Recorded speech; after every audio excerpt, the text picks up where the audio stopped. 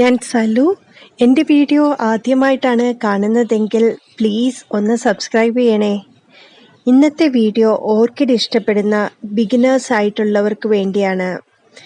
എങ്ങനെയാണ് ഓർക്കിഡ് പരിപാലിക്കേണ്ടതെന്നും അതുപോലെ ഓർക്കിഡ് നടുന്ന രീതിയും പുതിയ തൈകൾ എങ്ങനെ പ്രൊപ്പഗേറ്റ് ചെയ്തെടുക്കാമെന്നും അതുപോലെ ഓർക്കിഡിൽ ഉണ്ടാകുന്ന ഒച്ചിൻ്റെ ശല്യം വരാതിരിക്കാനുള്ള ഒരു ടിപ്സുമാണ് പറയുന്നത്. നമുക്ക് വേണ്ടി ഈ കാര്യങ്ങളെല്ലാം പറഞ്ഞു തരുന്നത് ജാൻസി മാഡം ആണ്. ജാൻസി മാഡം നേരത്തെ 2-3 വീഡിയോസ് ഇട്ടിട്ടുണ്ടായിരുന്നു. PVC പൈപ്പിൽ എങ്ങനെയാണ് ചെടികൾ നടുന്ന രീതി, അതുപോലെ ആന്തൂര്യം എങ്ങനെയാണ് നടുന്ന രീതി, ഇതിനെക്കുറിച്ചുള്ള വീഡിയോസ് നേരത്തെ ഇട്ടിട്ടുണ്ടായിരുന്നു. അത് കാണാത്തവർ ആരെങ്കിലും ഉണ്ടെങ്കിൽ ഞാൻ ഡിസ്ക്രിപ്ഷൻ ബോക്സിൽ ലിങ്ക് കൊടുത്തിരിക്കാം. അത് കയറി കാണുന്നത് നല്ലതായിരിക്കും.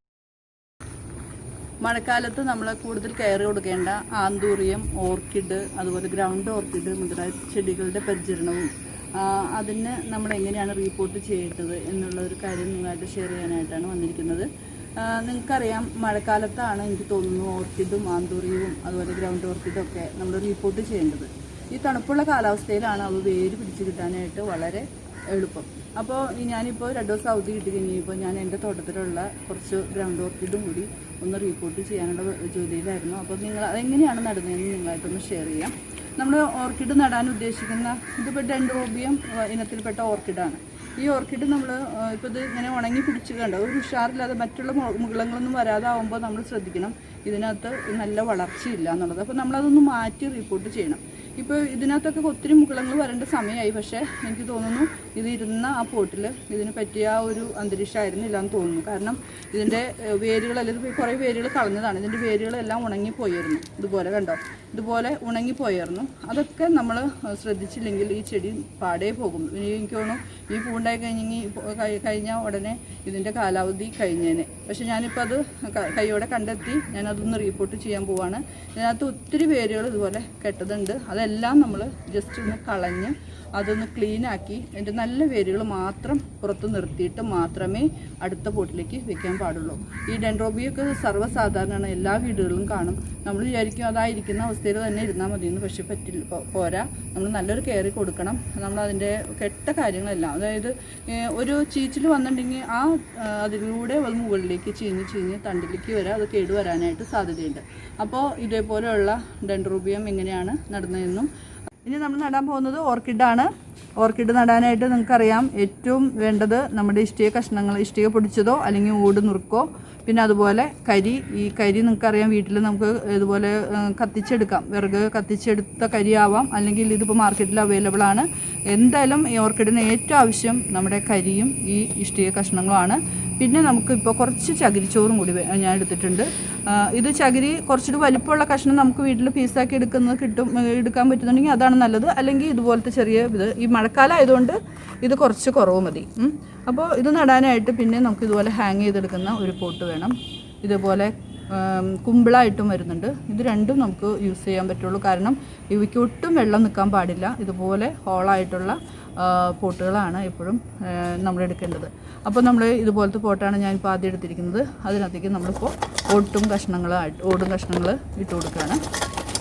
നടാനായിട്ട് വളരെ എളുപ്പമാണ്. ഇവയ്ക്ക് സ്പ്രേ ചെയ്ത് കൊടുക്കുന്ന വളങ്ങളും നമ്മൾ കൊടുക്കുന്ന വളങ്ങളാണ് ഇവയുടെ ഏറ്റവും വലിയ കൂടാനായിട്ടുള്ള ഏറ്റവും നല്ല കാര്യം. നമ്മൾ നടുന്നതിന് ഈ 3 കാര്യങ്ങൾ മാത്രം ഒന്ന് നമ്മൾ യൂസ് ചെയ്താൽ മതി. ഞാൻ അതിനകത്തേക്ക് കുറച്ച് ഇഷ്ടിക കഷ്ണവും അതിനകത്തേക്ക് കുറച്ച് ചകിരി, നമ്മുടെ കയ്യിൽ വലിയ ചകിരിയുടെ കഷ്ണങ്ങളാണെന്നുണ്ടെങ്കിൽ അതൊന്ന് സൈഡിൽ വെച്ച് കൊടുത്താലും മതി. ഇതുപോലെ ചകിരി ഇട്ടു. പിന്നെ നമ്മൾ കരിയിടാണ്. ഈ ചെടി നമ്മൾ ഇതിനകത്തേക്ക് ശരിക്കും ഉറപ്പിച്ച് നിർത്താനായിട്ട് ഈ കരിയും അതുപോലെ ഈ ചകിരിയും ഇഷ്ടിക കഷ്ണങ്ങളും മാത്രമേ ഉപയോഗിക്കുന്നുള്ളൂ കേട്ടോ. ഇപ്പോൾ വർഷക്കാലത്ത് വേറെ ഒന്നും നമ്മൾ ഉപയോഗിക്കരുത്. ചിലർ ഇതിനകത്ത് ചെറിയ ചകിരിച്ചോറൊക്കെ ഉപയോഗിക്കുന്നുണ്ട്. അതൊക്കെ വെറുതെയാണ്. ഈ പൊടിച്ചു വരുന്ന ചകിരിച്ചോറ് അതൊന്നും ഉപയോഗിക്കില്ല കേട്ടോ. മഴക്കാലത്ത് ചെടികളൊക്കെ പെട്ടെന്ന് പോകും. ഇവയ്ക്ക് എപ്പോഴും സ്വതന്ത്രമായിട്ട് നിന്ന് വേരുകൾ പുറത്തേക്ക് ഇങ്ങനെ വളർന്നു പോയിട്ട് ആ ചെടിക്ക് വേണ്ട പോഷകം എയറിൽ നിന്നാണ് വലിച്ചെടുക്കുന്നത്, അതറിയാലോ. അപ്പോൾ ഇതുപോലെ ഇത്രയും മതി. ഈ ചെടി അനങ്ങാതെ, ചെടി അനങ്ങരുത്. ഇടയ്ക്കിടയ്ക്ക് ഈ ചെടി അനങ്ങി കഴിയുമ്പോൾ അതിൻ്റെ വേരിന് ഇളക്കം തട്ടിക്കഴിഞ്ഞാൽ സെറ്റായി വരുന്നത് വീണ്ടും അത് പോകും. അതുകൊണ്ട് എപ്പോഴും ശ്രദ്ധിക്കുക. ഈ ഒരു പ്രാവശ്യം നട്ട ചെടി ഇടയ്ക്കിടയ്ക്ക് ഇളകാതെ ഒന്ന് ശ്രദ്ധിക്കണം, അനങ്ങാതെ. ഇതുപോലെ ഇത്രയും മതി. ഇത്രയും നട്ട് നമ്മൾ ജസ്റ്റ് തൂക്കിയിടുക. പിന്നെ ഇതിനകത്തേക്ക് നമ്മൾ കൊടുക്കേണ്ട വളം അറിയാലോ, നമ്മൾ കപ്പലണ്ടി പിണ്ണാക്ക് അല്ലെങ്കിൽ കപ്പലണ്ടി കൊപ്ര നമ്മൾ പുളിപ്പിച്ച വെള്ളം തെളി കൊടുക്കാം. അതുപോലെ തേങ്ങ വെള്ളം ഒഴിച്ചു കൊടുക്കുന്നവരുണ്ട്. ഞാൻ ഇതിനകത്ത് പൂവുണ്ടാവാനായിട്ട് ഇതിന് ഗ്രീൻ കെയർ കൊടുക്കാറുണ്ട്. അതുപോലെ നമുക്കിപ്പോൾ വളക്കടകളിൽ പൂവിടാനായിട്ട് ഓർക്കിഡിന് പറ്റിയ ബൂസ്റ്റായിട്ട് കുറേ കാര്യങ്ങൾ വരുന്നുണ്ട്.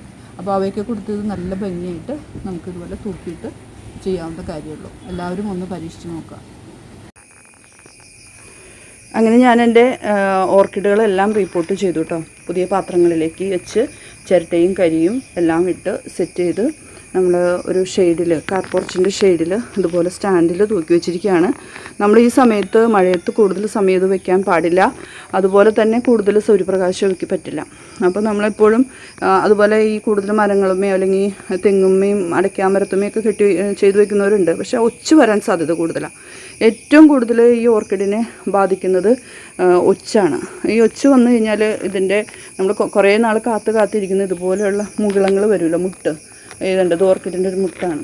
ഈ മുട്ടുകളൊക്കെ ആ വരുന്ന കൂമ്പ് തന്നെ അവർ ആദ്യം തിന്നും. പിന്നെ തളിരി ഇലകൾ, തണ്ടൊക്കെ ഒച്ച് തിന്നും. രാത്രി കാലങ്ങളിലാണ് ഇവിടെ ഏറ്റവും കൂടുതൽ ഒച്ചിൻ്റെ ശല്യം. അപ്പോൾ അതുകൊണ്ട് ഒച്ചിനെ കൂടുതൽ ശ്രദ്ധിക്കണം. പിന്നെ ഇവയ്ക്ക് വളരാനുള്ള നമ്മൾ വളങ്ങളും അതുപോലെ ഹോർമോണുകളൊക്കെയാണ് നമ്മൾ കൊടുക്കേണ്ടത്. അത് കൂടുതലും നിങ്ങൾക്കറിയാമല്ലോ, ലിക്വിഡ് രൂപത്തിൽ വെള്ളത്തിൽ ലയിപ്പിച്ചിട്ടുള്ള ഇതാണ് ഇവയ്ക്ക് സ്പ്രേ ചെയ്ത് കൊടുക്കുന്നതും ഇവിടെ കടയിൽ തണ്ടിനും അതുപോലെ വേരിലൊക്കെ നമ്മൾ ഒഴിച്ചു കൊടുക്കേണ്ടത്. അപ്പോൾ ഞാൻ ചെയ്യുന്ന വളപ്രയോഗ രീതി, ഇപ്പോൾ കഴിഞ്ഞ വീഡിയോയിൽ ഞാൻ പറഞ്ഞിരുന്നു, ആന്തൂറിയം കെയറിങ്ങിൻ്റെ ഇതിലത് ഞാൻ പറഞ്ഞിരുന്നു. ഞാൻ അടുക്കളയിലുണ്ടാകുന്ന വേസ്റ്റ്, ചായച്ചണ്ടി, മുട്ടത്തോട്, പഴത്തിൻ്റെ തൊലിയൊക്കെ ഇട്ട് വെച്ചിരിക്കുന്ന വെള്ളം, ആ ചീഞ്ഞ വെള്ളം അത് എൻ്റെ തെളിയെടുത്ത് ഒഴിച്ചു കൊടുക്കാറുണ്ട്. അതുപോലെ ചെയ്യാറുള്ളത് ഗ്രീൻ കെയർ. നമുക്ക് ഇപ്പോൾ ഫെർട്ടിലൈസറിൻ്റെ കടകളിൽ ഒത്തിരി അവൈലബിളാണ്. നമുക്ക് പലതരത്തിലുള്ള ബൂസ്റ്റ് വരുന്നുണ്ട്. അതിനകത്ത് ഏതെങ്കിലും ഹോർമോൺ നമുക്ക് അവയ്ക്ക് അടിച്ചു കൊടുക്കാം. പൂവിടാനായിട്ട് പൂവിട്ട് കഴിഞ്ഞാൽ പിന്നെ അത് മുട്ട് വന്നു കഴിഞ്ഞാൽ പിന്നെ അടിച്ചു കൊടുക്കണ്ട. അതുപോലെ അടിവളമാണ് ഇവ ഏറ്റവും കൂടുതൽ പുഷ്ടിയായിട്ട് വളരാനായിട്ട് ഏറ്റവും നല്ലത്. അതിന് നമ്മൾ ചെയ്യുന്ന വേറൊരു കാര്യം കൂടി ഉണ്ട്. നമുക്കറിയാം, ഇത് കപ്പലണ്ടി പിണ്ണാക്കാണ്. നമുക്ക് കടകളിൽ കിട്ടും. ഇതുപോലെ ബക്കറ്റിൽ നമ്മൾ ഇട്ട് പുളിപ്പിച്ച് ഇതുപോലെ വെക്കണം. ഈ പുളിപ്പിച്ചതിൻ്റെ ഈ തെളിയെടുത്ത് ഓർക്കിഡുകളുടെ കടയ്ക്ക് ഒഴിച്ചു കൊടുക്കാം. അതുപോലെ പലരും തേങ്ങ പുളിപ്പിച്ച് ഒഴിച്ചു കൊടുക്കുന്നവരുണ്ട്. അത് നല്ലതാണെന്ന് പറയുന്നു. ഞാൻ അടുക്കളയിലുണ്ടാകുന്ന ഇതിൻ്റെ വെള്ളവും ഇതും മാറി മാറിയാണ് ഒഴിച്ചു കൊടുക്കുന്നത്. കാരണം കടയിൽ എപ്പോഴും നനവ് നിൽക്കണം, നല്ല നനവ് നിന്നോളണം. അന്ന് കൂടുതലാവാനും പാടില്ല. അപ്പോൾ എപ്പോഴും അവയ്ക്ക് നനവിന് വേണ്ടി അത് ഒഴിച്ചു കൊടുക്കുക. അതുപോലെ പൂവുണ്ടാവാനായിട്ട് ഗ്രീൻ കെയർ അടിച്ചു കൊടുക്കുക. അങ്ങനത്തെ ഹോർമോണുകൾ ഉണ്ടെങ്കിൽ അടിച്ചു കൊടുക്കാം. ഈ ഓർക്കിഡ് ശ്രദ്ധിച്ചാലറിയാം, ഇത് 2 തണ്ടിൽ നിന്നും പുതിയ എന്താ പറയുക പൂക്കൾ ഉണ്ടായി. അത് കൊഴിഞ്ഞു പോയ തണ്ടാണ്. ഇനി ഈ തണ്ടിൽ നിന്നും വേറൊരു മുകളിലൂടെ വരില്ല നമുക്ക്.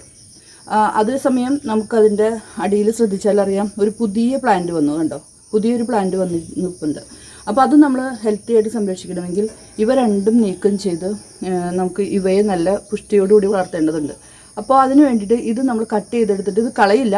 ഈ സ്റ്റമ്പിൽ നിന്ന് തന്നെ നമുക്ക് പുതിയ മുകുളങ്ങൾ ഉണ്ടാക്കാനായിട്ട് പറ്റും. അങ്ങനെയാണ് ഞാനൊക്കെ തോട്ടത്തിൽ പുതിയ തൈകൾ, ഈ ഓർക്കിഡിൻ്റെയൊക്കെ തൈകൾ ഉണ്ടാക്കിയെടുക്കുന്നത്.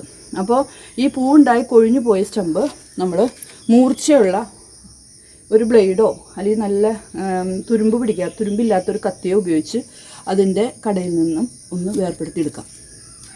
ഇങ്ങനെ വേർപെടുത്തിയെടുക്കുന്ന സ്റ്റമ്പുകളിൽ നിന്നാണ് നമുക്ക് കുറേ ഇതുപോലെ ഉണ്ടാവും, ഇതുപോലെ ഉണങ്ങി നിൽക്കുന്നുണ്ടാവും നമ്മുടെ ഓർക്കിഡിൻ്റെ ഈ ചെടികളുടെ മൂട്ടിൽ. അപ്പോൾ അത് നമ്മളിതുപോലെ മുറിച്ചെടുത്തിട്ട് ഞാൻ ചെയ്യുന്നൊരു വിദ്യ, തൈകൾ ഉണ്ടാക്കാനായിട്ട് ഞാൻ ചെയ്യുന്ന വിദ്യ, ഇതേപോലെ നമ്മൾ മുറിച്ചെടുത്തു. അതേപോലെ തന്നെ അതിൻ്റെ മുകളിലും നമ്മളൊന്ന് മുറിച്ച് കളയാണ്, ഉണ്ടോ. അപ്പോൾ ഈ വശവും നല്ല മൂർച്ചയുള്ള കത്തിയോ നല്ല പുതിയ ബ്ലേഡോ ഉപയോഗിച്ച് മുറിച്ചതിന് ശേഷം ഇതുപോലെ ഒരു മെഴുകുതിരി കത്തിച്ച്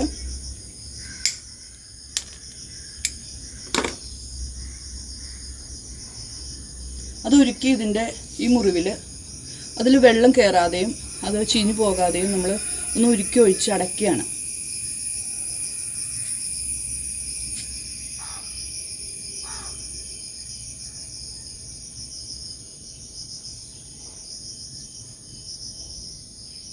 ഇതുപോലെ മെഴുതിരി എല്ലാത്തിൻ്റെയും മുറിച്ച ഭാഗം 2 ഭാഗവും മുറിച്ച് അടച്ചതിന് ശേഷം ഇത് ഞാൻ നടാനായിട്ട് എടുത്ത് കുറേ നട്ട് വെച്ചിട്ടുണ്ട്.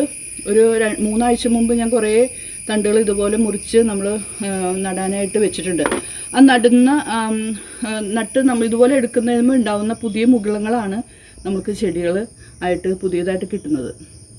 അപ്പോൾ മനസ്സിലായല്ലോ.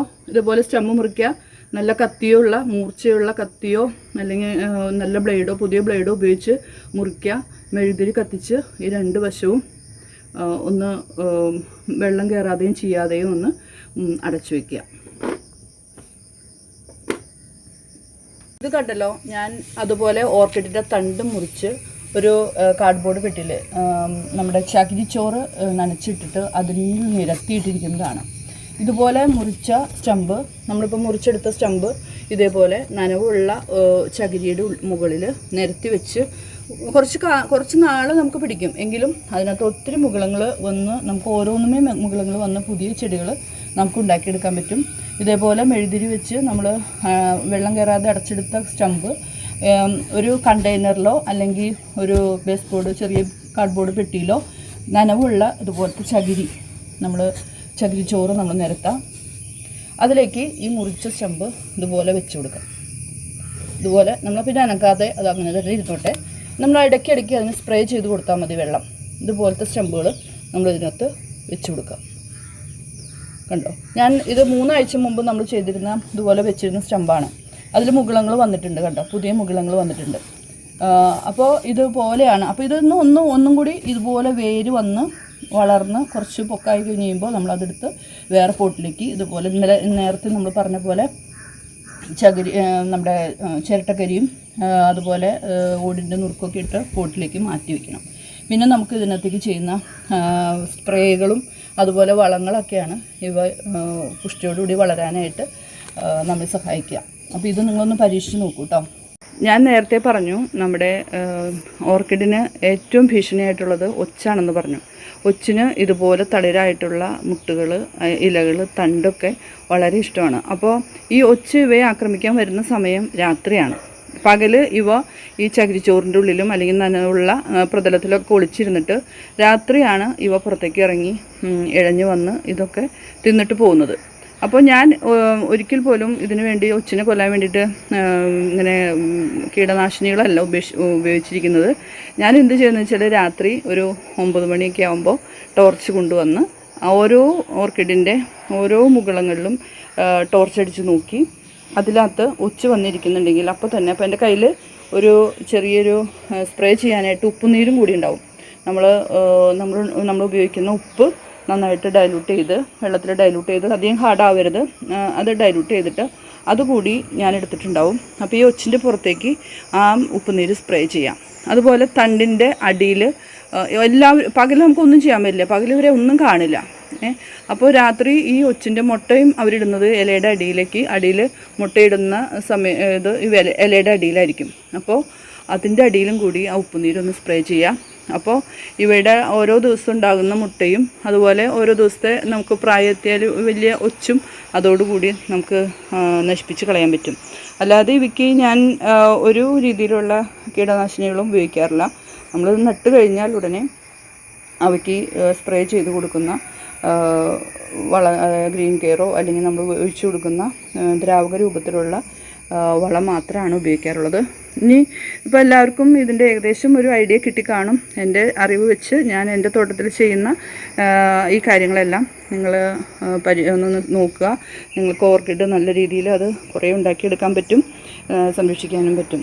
അടുത്ത വീഡിയോ ഞാൻ ഗ്രൗണ്ട് ഓർക്കിഡ് എങ്ങനെയാണ് നടുന്ന രീതി, അതിൻ്റെ പരിപാലനം എല്ലാമാണ് ഷെയർ ചെയ്യുന്നത്. അത് നിങ്ങൾ കാണാൻ മറക്കരുത്. ഈ വീഡിയോ നിങ്ങൾക്ക് ഇഷ്ടപ്പെട്ടാൽ നിങ്ങളുടെ പ്രിയപ്പെട്ടവർക്കൊക്കെ ഷെയർ ചെയ്യാനും മറക്കരുത്. താങ്ക് യു എല്ലാവർക്കും.